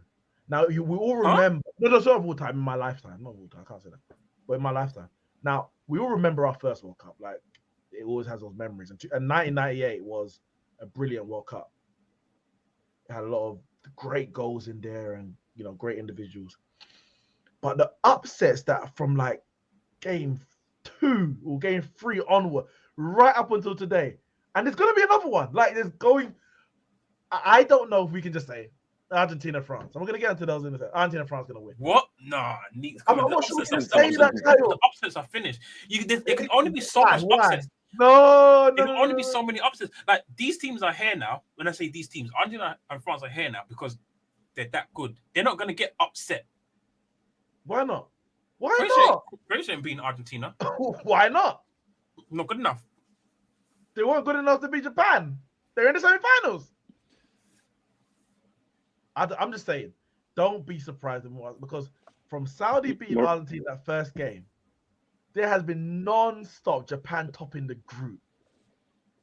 Belgium getting knocked out. Morocco getting to the semi-final. Oh, you beat Morocco's first African team to get to the semi-finals of a World Cup, despite them not claiming to be African.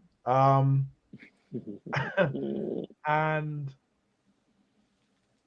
Brazil getting knocked out to Croatia. Even the way the Netherlands came back into that game, that free kick was amazing. God, there's so much going on. England get a bit. Kane penalty, he's a 90% rate of bam, plays over the ball. Like, it's all happening. It's all happening. It can't all happen, and it don't happen anymore. Like, it's all happening. It's finished now. It's finished. Morocco's winning the World Cup. Maybe. I just think they will win it. I'm saying it here, live on Neeks Works. They win the World Cup. Listen to me and listen to me good. If Morocco win the World Cup, I will never feature on another video again, another podcast ever again. My face won't be seen ever again. So Morocco are not winning the World Cup. Morocco win the World Cup, I'm done. I'm finished. All right, let's talk semi-final. Argentina, Croatia. By the way, our prediction was horrendous from the last pod, isn't it? Jesus. Wait, who we did this last time. Yeah, who did we pick? We picked Argentina to beat Netherlands. Cool. We picked Brazil to beat Croatia. We were wrong.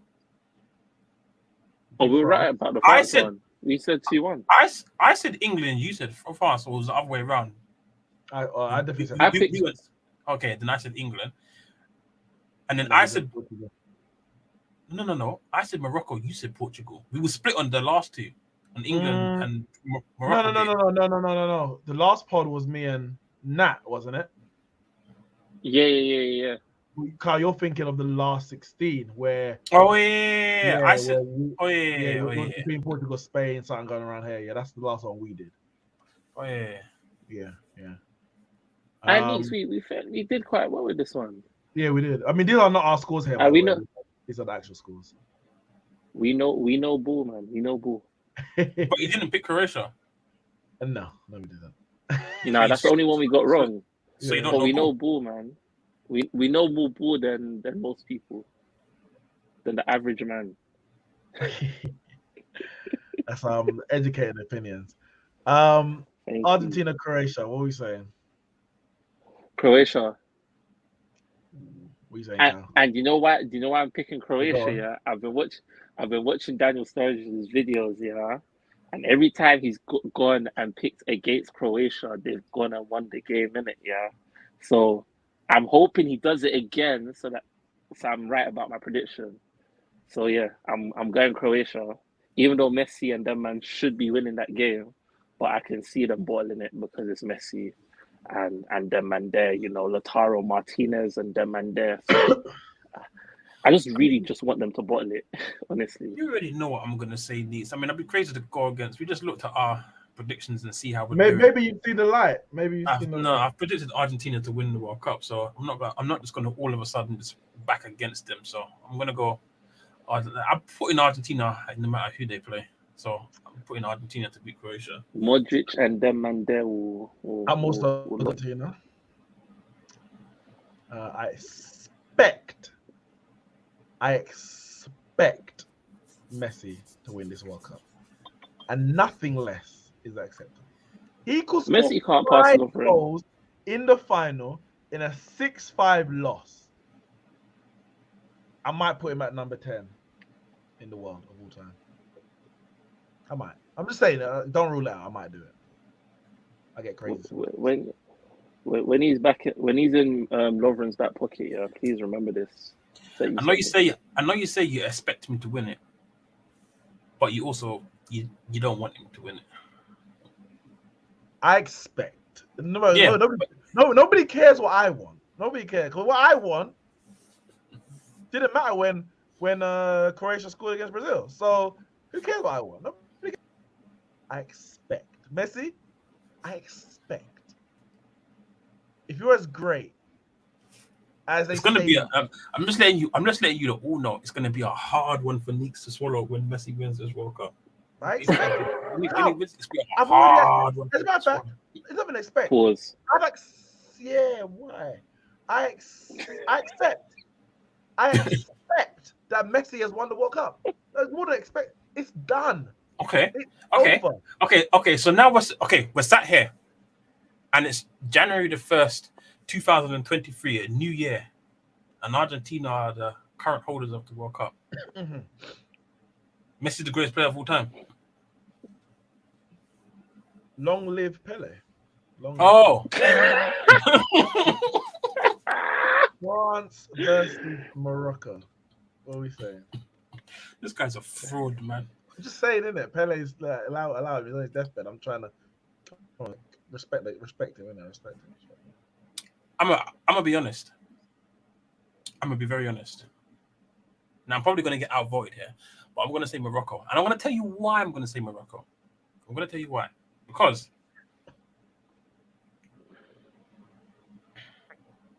I actually think in my sensible brain that France are going to beat Morocco, and as they should. Kylian Mbappe and Giroud on 4 and 5 goals, they can't go out to Morocco. Surely not. Surely they can't go out to Morocco. But if they beat Morocco, I'm actually afraid for that final. I can't. As Javon said, Mbappe is scary. Like Argentina have problems. Javan's another fraud, by the way. They have problems. Argentina have some problems, and Mbappe. Sorry. Where is Javan? Sorry to interrupt you because he's a fraud. Yeah, he's some fraud, man. This Mbappe hate is ridiculous. I don't get it. Sorry. So I want Argentina to have a nice, easy walk in the park final. I want them to play Morocco, and I want to go to the final and sit there and be at peace and relaxed and enjoy the final rather than having to watch a stressful final. I want it to be a nice, relaxed, stress-free environment, and I can just sit there and just calmly watch my boy Messi ball out as he wins the World Cup, and I shout and lose my voice. So I'm going to go with Morocco to beat France. Just to get some clarity from everyone in the chat, Cal supports Spain, and they got knocked out a long time ago. So don't let this message support. Nobody else. Nobody else. He's crying inside. Like Ramsey's crying that England got knocked out today. Nobody else. else. Nat is crying that Ghana got knocked out. Like I'm crying that Brazil got knocked out. When all is said and done, There are no winners here. We are all losers. Don't let them fool you. Don't let them. I know I said Morocco are going to win the World Cup here, but I just thought they were playing France.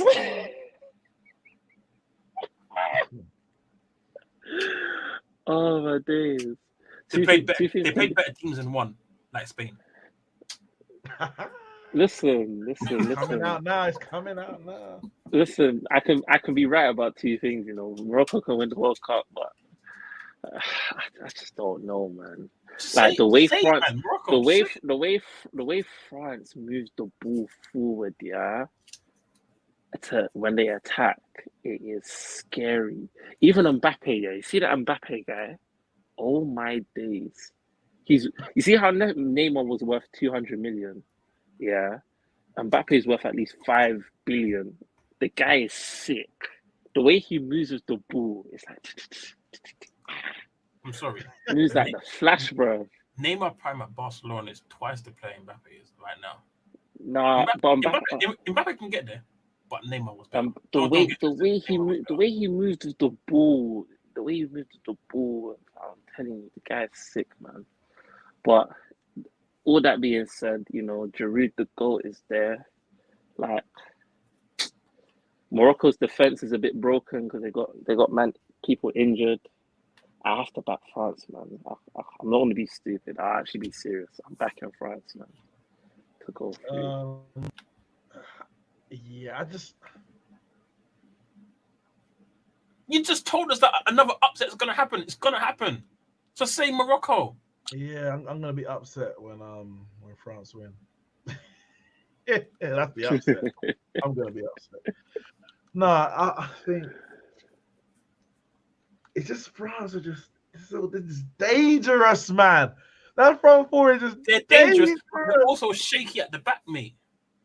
Yeah, but Morocco's team, they're missing man like Saïs, who's been the key to their defense, and it's just not going to happen for them, man.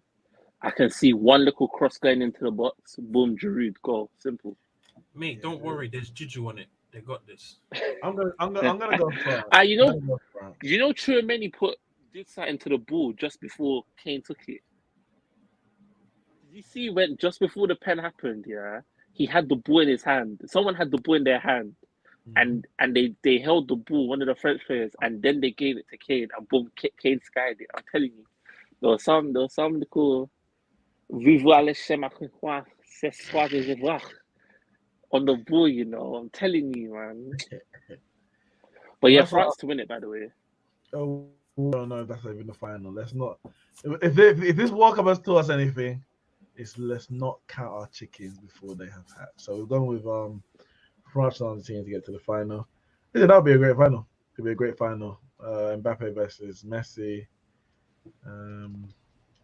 Tchouaméni versus DePaul. Doesn't really have the same ring to it, does it? Mbappe versus Messi. If it is Argentina versus France final, right? I would love to see a camera of Ronaldo in his house watching that final, screaming and cheering on France. I know he will be. I know he will be. He does not want to see Messi win that World Cup. If Messi reaches the final, he is going to be fuming, boy. He's going to be fuming. If Messi wins the World Cup, he's the undisputed GOAT. Undisputed. No one can say nothing of football. It settles the debate between Ronaldo and Messi. Like, there's no argument. There's no conversation that needs to be had ever. Bro, it's not even just that debate. It settles football debate. Period. Oh, look, football. Messi. Did you not see the game? Messi. Messi. But ain't that bad? Why do you want that to happen, Kyle? Like when Liverpool were going for the quad, that's like what could happen because it's like if Liverpool win the quad, anytime if say Liverpool lost their first 3 games of the next season, you're like, oh, now what was the Liverpool score today? Quad, like quad. Like there's nothing you. I'll be talking about it now, you know. There's nothing you can say about it. So for football's sake. I said it from the beginning of the tournament. For football's sake, Messi, nor Ronaldo, for me, can win the World Cup. because their fan base is so huge that you can't argue with them. You can't. You won't be able to argue with them. It will be it will be all consuming.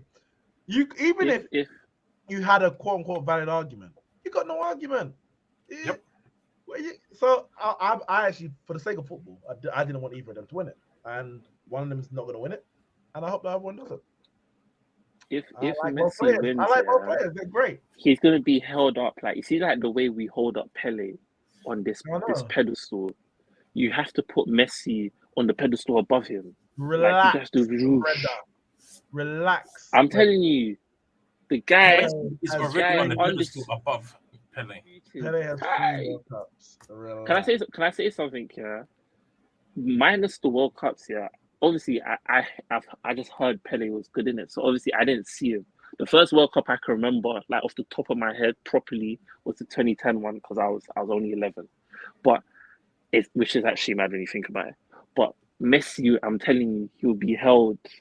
See how high he is. He can't even fit in the frame up there. I'm telling you, if he wins this World Cup, if Mbappe wins it, he'll be the first football player to be given the status God. There's no legend, no icons. No. Be God. Oh, what statement? God, the God of football. You ever heard of the God of football? No, you haven't. He will be the God of football. But if France win it, what we gonna say about them then? Like, are we calling Mbappe like the new age goal, the new gen goal? Like, what are we calling him? Nothing. He's got to play out his career. But he's got 2 World Cups already, isn't it? Yeah, I know, but he has to play out the rest of the career. So it's like because there's a lot of Brazilian players who have 2 World Cups. Yeah. But did their careers mean that they are the GOAT kind of thing? So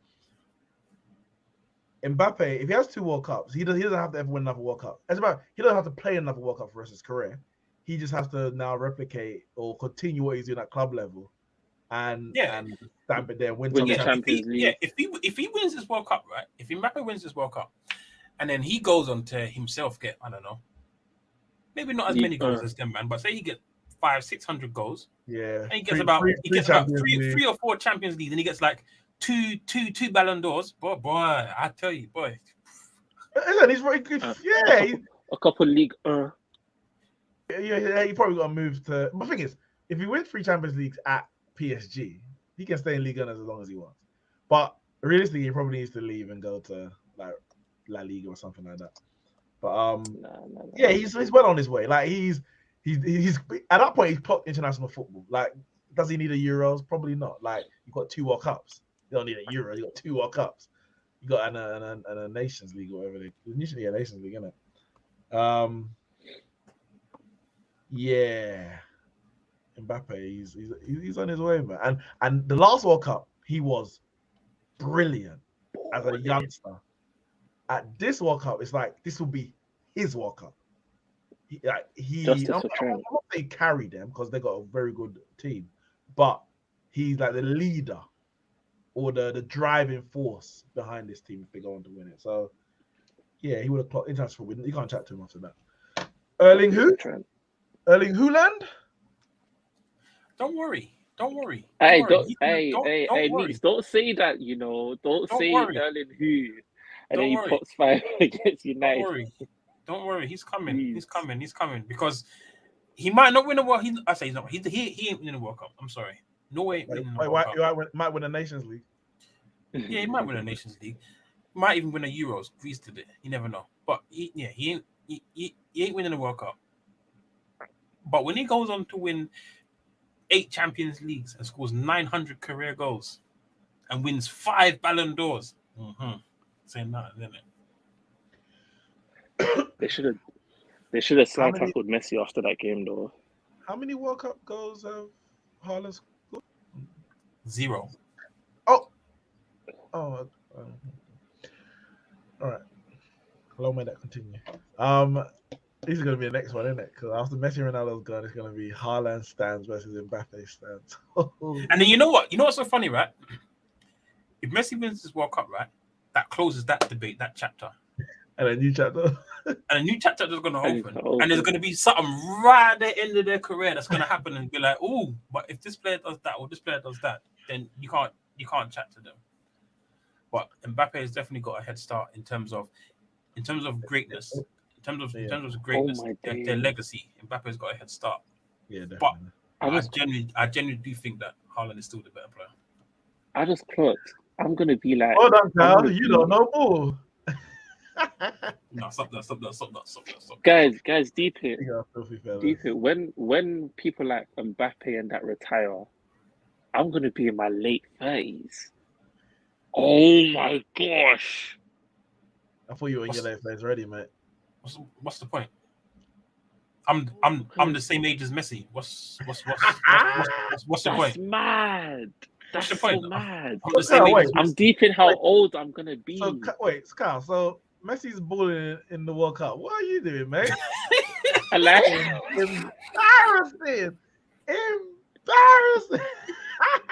I can't even say my knees, man. My knees. Yeah, fair enough. My knees. Well, listen, guys. Good stream. Make sure you lot watch the rest of this friendly tournament. It's been a good friendly tournament. Justice for Trent. We'll be back at some point. Did Trent even play a minute in this game? Oh, sorry. Anyway, Justice for Trent with Van Dijk penalty. Anyway, well done, Morocco, France, Argentina, and Croatia. Commiserations. Brazil, Netherlands, Portugal, and England. They're all coming home. Smash the like button. Subscribe to the channel. We'll see you soon. You fucking still going on about that? Cook wrap top is cool, innit? Gonna have to eat that one.